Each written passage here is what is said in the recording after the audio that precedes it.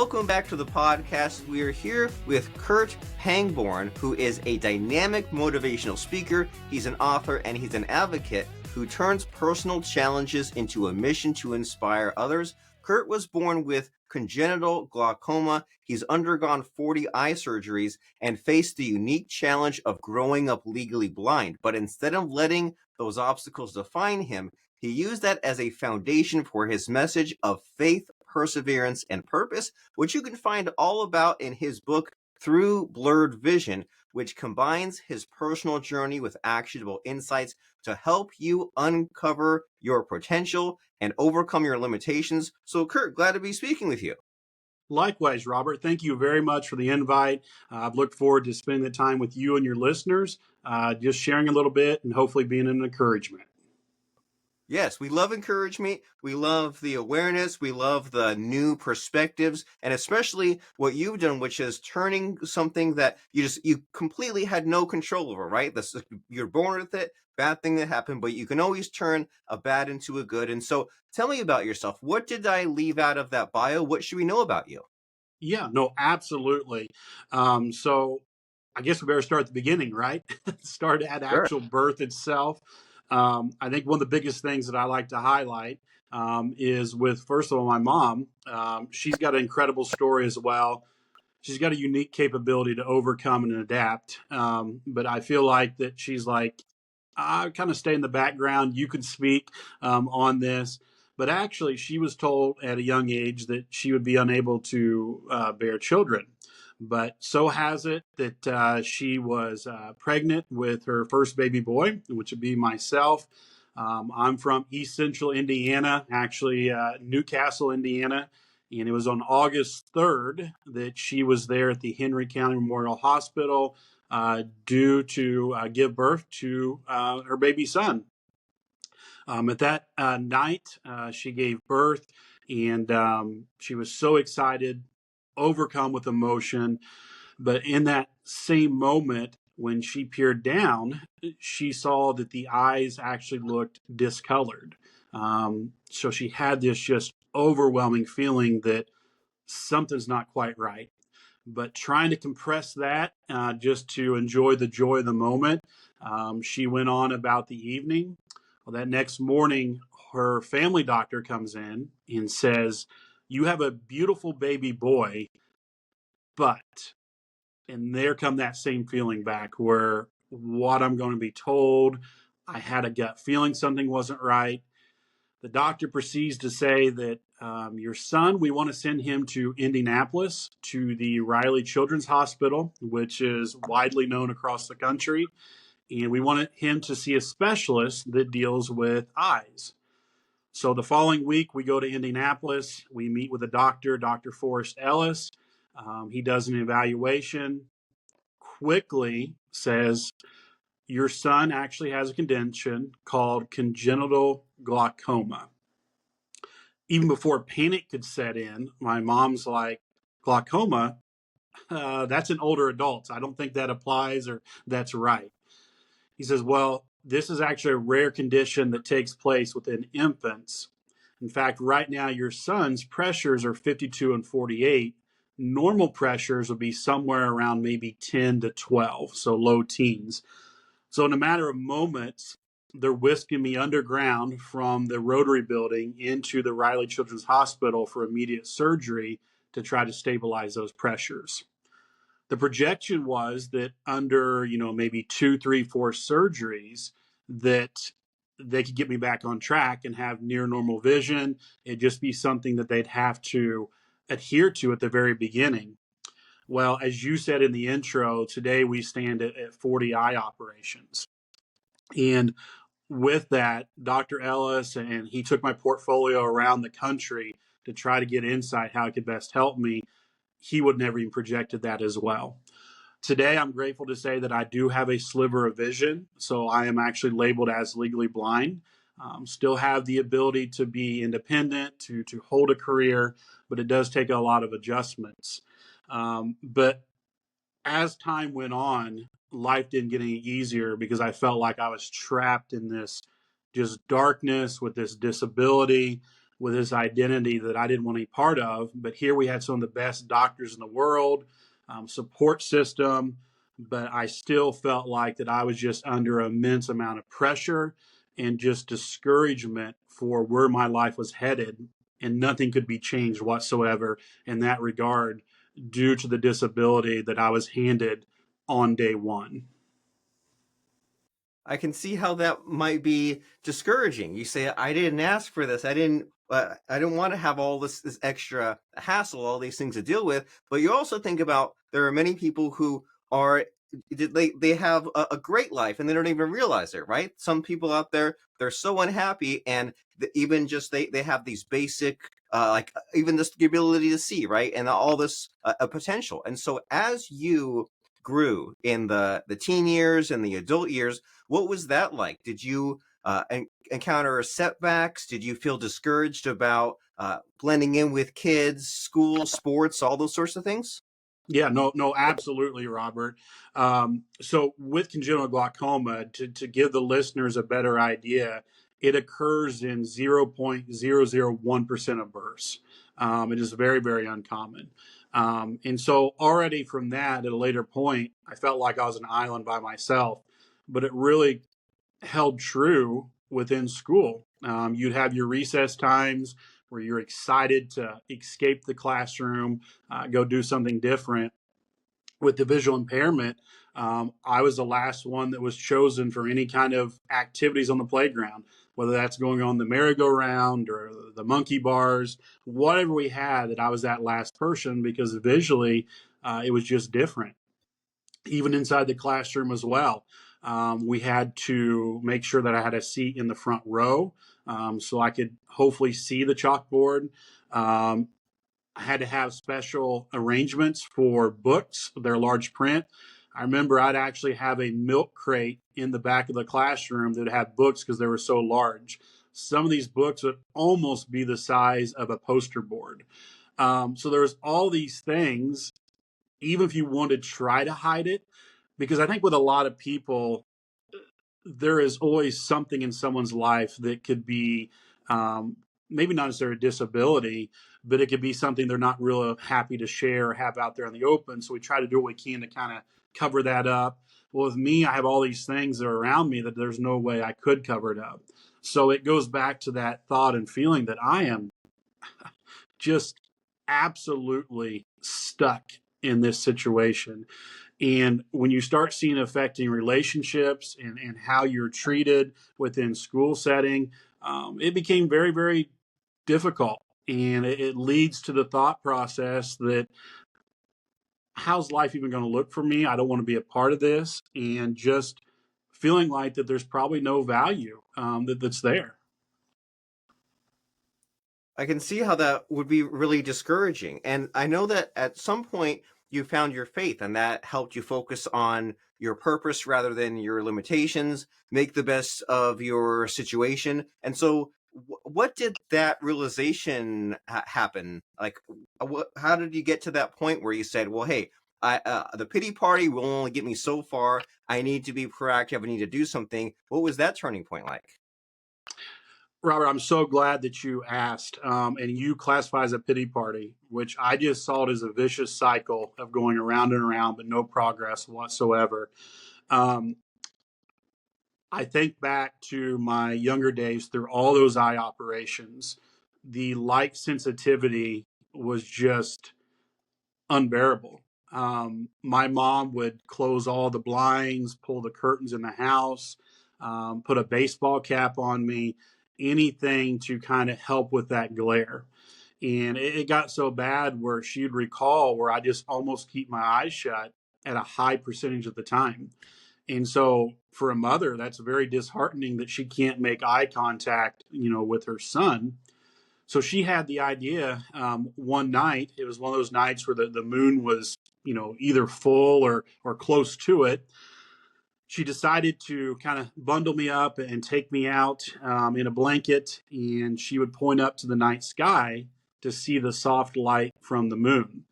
And she would say, "Light, light." And she'd kind of gently take her first finger or thumb and open my eye to see that light. And in fact, Robert, my second word was the word light. Later in life, my early teen years, my actual stepdad invited us to church, and I started hearing the word through Sunday school, through preaching. And at the time, I had really no idea that I was under conviction, that I need to make a personal choice for myself. And where it come, the cross point that was so important, it comes out of John 8:12, where it explains that Jesus is the light of life. Now, as an infant, I thought that light come from the moon, which is actually reflective light from the sun. And I realized in my life that Jesus Christ is the light of life. And the light actually comes from the sun. Now, I'm an Indiana Hoosier graduate, but I don't claim to be the best speller in the world. But this would be SON, that light originates from the sun. And I realized that the identity that I was so unhappy with, that was over my head, that it could be completely changed, where a disability could be ability. That I realized once I accepted that perfect gift, the love that was before I was ever in existence, that it would change my whole world. And it has. And I realized that while things are tough, I want to invest in other people. I want to serve. I want to show Christ's love. And just like that illustration, while things are not always perfect when it comes to a physical condition, we have the ability to also reflect that light in our lives all across the world, whether it's a podcast setting, whether it's going out to these speaking engagements, whether it's me not being able to drive and I'm on a city bus or an Uber. Those interactions are all vital. They're not by happenstance. And we're here to try to give back and invest in other people and to share our faith and to give hope, so that we can lift each other up as a society, knowing there's a whole lot more negative we can look at. But with Christ, we can absolutely have the victory in all aspects. And it's just a wonderful way to conduct your life, and the peace that comes from that, the foundation it provides, is the best decision that I ever made on this side of glory.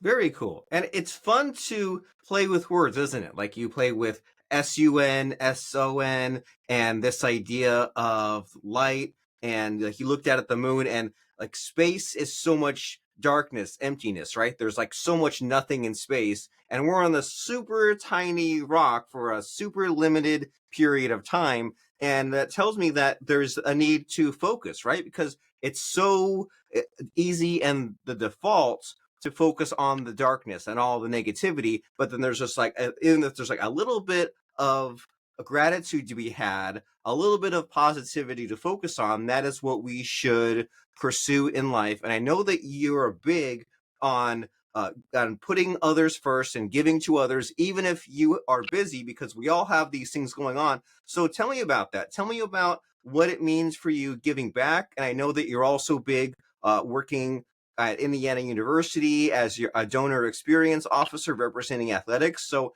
just tell me about what your thoughts are on giving back, on being selfless, and how that's led to all of this athletic participation. Yeah, Robert, that is an outstanding way to put it. I'm glad that you construct it in such a sense, because you did say it perfectly. With my life, it's interesting because I do work within fundraising and it's tied to athletics. Individually, I've always had a big interest in sports. Even at an early age, I did. Now, my mom kind of pushed me into sports participation of T-ball, which at first I thought that was the most worst thing in the world because my vision that I couldn't see and I was going to be an embarrassment. But it's really neat because as I've moved into fundraising for athletics here at IU, they talk about sharing a vision. So you have your mission statement, but you also have your vision. And what is really cool about that is I do experience things in a different way. So I see how the support for athletics and for the university can impact countless lives. In fact, that's part of our slogan. It says, impacting lives and changing the world at Indiana. With the gifts and with the support that I'm looking for, it allows me to serve For example, right now we have about 650 student athletes. We have over 200 people that work full time in athletics. IU Foundation, where I'm housed out of, we have 325 full time employees, and that's where I get the joy, is I get to serve. um, Someone once told me, well, you're just a glorified beggar, and I said, no, that's not it at all. And of course they might have been joking, but I can go out and I can talk with people for the sole purpose of raising money to give back to a generation that's just a few years behind me, that they're trying to establish themselves. And what you find is there's struggles, there's things that they're dealing with, whether that's with the ever-changing landscape of college athletics, with NIL, transfer portal, trying to obtain degrees while there's maybe family issues going on at home. You get to have an impact upon these young people. And with the fundraising aspect, you can give them almost a springboard to their own success, so they can have their own story, so they can be their own light. And so, what's so cool about residing in Bloomington? It's like the world comes to you within a university. I love to travel, and I don't want to ever stop having the ability to travel. But all these different people come to Bloomington to get an education, and we have this wonderful small window of time that we can impact their lives for the greater good, and then we get to enjoy the successes they have just a few years down the road. Very cool. And you always hear these stories, right, about that jumping off point going from high school to college. And maybe someone grew up under unfortunate circumstances, right? Maybe they grew up around crime or danger or gangs or low income or just whatever the situation is. They have limited choices for the future compared to others who may just have it slightly better, right? And so and you hear about these people that have this athletic talent and they get a scholarship, they go to college, and then they end up kind of changing their life story, or changing their trajectory. But that's just from a layperson's point of view. So let's say that you are doing some kind of outreach and you're saying, hey, I'm doing a fundraiser for IU and athletics. Like, what is the message? What do people need to know about, like, how they can contribute and where does their money go? Yeah. So when I sit down with individuals, my approach is, and this is something that I'm working on develop for 2025, that there's an acronym in my mind that I use as SELL. The S for me is spirit. So you're always thinking about that person first, investing in them. As it pertains to fundraising and enable them, I like to say empowering them to give back, to go to someone that's had a low income family, that this is their first real opportunity to have some form of foundation. I bring to the table these impact stories for athletics where we've seen individuals excel not only in competition, but also inside the classroom. And then we can point across the way and see where they're serving. Now, a few of those, of course, are in professional sports. We could give examples of that, but there's a lot of them that quite won't reach that level of being an Olympian or professional sport, but they're having a major impact upon their community. And I think about one of the stories when I worked with a young lady that was on our women's soccer team at the time, that she felt compelled to start a program for individuals in the community that had disabilities. And they would have a theme night where they'd invite them to athletics and participate in a soccer night or a basketball or volleyball night, where you see these athletes that are given an opportunity and they turn around and start to give back their own time, their own resources as well. And so those are things that I share. So I come in and I am just linking that individual to an opportunity and showing the impact that it makes. And when people give and they see the impact of that, they're going to want to share, right? And so it makes it, I don't want to say easy, but it definitely propels itself into more conversations where others want to jump on board. I think with living in America, no matter how difficult the political landscape may be, that we are very much a giving nation. People are compelled to give. And it's just having somebody like myself and my great colleagues to have these interactions, to connect people and show the difference that we're making on a very broad scale. And it's hard to really fathom the amount of lives that we impact, but I think we do a great job of just showing a small um, area of that that allows people to just have an incredible story for themselves. That's wonderful. And I think there's definitely the value in being around some of these stories and just knowing what's done, what's possible, and what we can do for others. Because like you said, the volunteer work or just the in general the athleticism of it all, right? And it's no one's going to come and save us. So it's good to know that this exists and that this is just out there. And so as far as kind of shining a light, pun intended, on what you've done and what you've said and just the awareness that you want to bring to athletics and volunteerism, is there a missing hidden question that I should be asking you, but I just don't know to ask it? I would say if you could give a message to any young person out there for how they can succeed, how would that be? And that answer Okay, would what's be the for sure, for sure. I don't want to leave you guys hanging here. right? The biggest thing is being proactive. There's a lot of people that I encounter that have tremendous knowledge, skills, their network. So the people that they know or in contact with, you could go through there and check, check, check, and it's all amazing. But a lot of times people are waiting for something to come to them or they're waiting for instruction. Um, you have to be proactive. Whether you're somebody, I kind of have a love for this because I started out as a student manager. I love sports, but due to the vision, I couldn't have any kind of contact to the head. But I wanted to find a way to still be involved in sports at an early age. I was happy with carrying a towel, filling up a water bottle, being on the side of the court, maybe trying to run the score clock.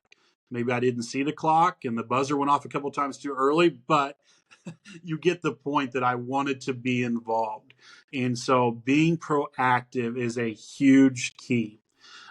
There's so many resources today with the internet where you can find an email address, you can find a phone number, you can do independent research. It's never too early for you to be proactive in these areas. And I'll end with this. In 2020, I had a list of things that I wanted to do. I actually listed 20 things. I saw that as being a year of perfect vision. While physically that wasn't possible, these are 20 things I wanted to do. One of those things was to write my first book. Never had anything published, didn't even know what I was getting into, but I listed it. Well, none of us really knew what 2020 had in store as it goes to the pandemic, but it quickly became about the only thing that I could focus on. Even going through a time where I went from working from home to being 100% furloughed, it was like that was brought to the surface that that's what I need to focus on. And while it was one of the most tough things I've ever done, it was almost one of the most easiest things because I was convicted. And so I was proactive in reaching out and trying to make contacts and feeling led to do this. But if I hadn't been proactive, we'd be sitting here talking in 2000, end of 2024, and I'd probably still be writing. And so that element of being proactive is just huge for anyone to try to grasp to that concept. That is an inspiring message that we must be proactive. Don't wait for someone else to come and do it for you. Life is short. Time is of the essence. There's always some reason not to do it, right? There's always some other distraction. And I just love how the play on words keeps coming back in your messaging, Kurt, the 2020 vision idea and the year 2020 and the 20 things you'll do. It's very cool just to think about how these ideas can combine and solidify And so, what are some next steps here? We mentioned the book Through Blurred Vision. And then, as far as if someone is looking to make a change and perhaps they're searching and they find you and me right now on YouTube, Spotify, Apple Podcasts, etc., and you want them to contact you, how do they contact you and for what reason would they contact you? Yeah. So my website, real easy. It is my name. So it is kurtpangbornspeaks.com. So that's kurtpangbornspeaks.com. Also, my email address is on there, which is kurt@kurtpangbornspeaks.com. My mainline message is themed after the book, Through Blurred Vision. But I also do a variety of speaking engagements. We're actually working on some really cool things, even outside of the book. For example, leadership with a disability. I kind of hinted at the acronym CELL, so maybe more of a university setting where I can go into, for example, here like Kelley School of Business, talk to these young individuals and give a perspective on customer service, fundraising, revenue generation, all of those things. So through my website, people have the ability to order the book Through Blurred Vision, Claiming Victory in All Aspects of Life. There's also a contact tab on there where they can quickly fill it out within 2 minutes. It'll go directly to me. So you're always be able to interact with me personally to set up an event. So whether it's preaching at a church, whether it's a workshop, whether it's a class seminar, like you said earlier on, I just simply want to serve and want to invest in people. And I plan to continue to do that into 2025 and beyond. One of my projects right now is actually working on a track, so a little pamphlet that I can always hand out for free to people that has my info, but gives them just a real quick look at my story so I can encourage them along the way, whether I'm at an airport or a restaurant, it's with me. Very nice. I love your work ethic and the goals that you have in place. That book we said is called Through Blurred Vision, Claiming Victory in All Aspects of Life. You can go on Amazon right now and search Kurt Pangborn. That's Kurt with a K. So that is Kurt, last name Pangborn.